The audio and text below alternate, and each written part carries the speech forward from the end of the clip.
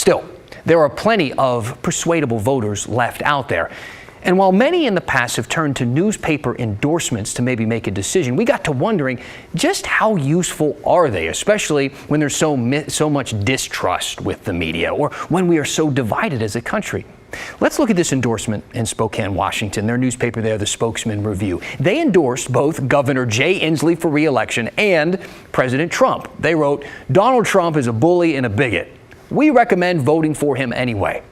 And then there was the New York Times, splitting the difference, if you remember, during the Democratic primary and endorsing both Senators Elizabeth Warren and Amy Klobuchar, ultimately batting 0 on both of those. And then in 2016, the Oregonian didn't endorse anybody. I guess you can't lose if you don't play. So, yeah, newspaper endorsements can be weird. I guess that's one way to put it. But they are also a time-honored tradition, and one that I think a lot of people don't seem to fully understand. To help us clarify, I talked to Dr. Peg Achterman, who teaches journalism at Seattle Pacific University.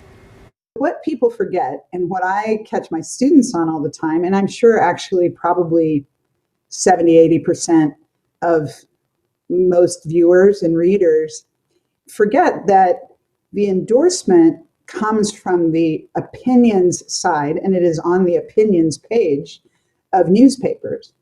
And it's very well defined. There is an editorial board with newspapers, and used to be even in some television stations.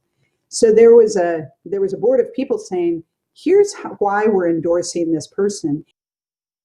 Now, Dr. Achterman also says an editorial board's endorsement from a credible paper can be controversial, mostly because they can actually matter to voters when making a decision.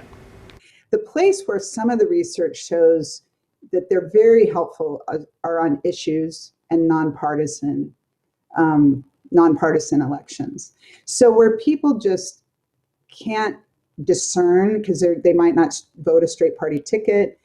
Judges very often come up this way. So it's like, oh, okay, well, I need to read more about this person and I need to read more about this person.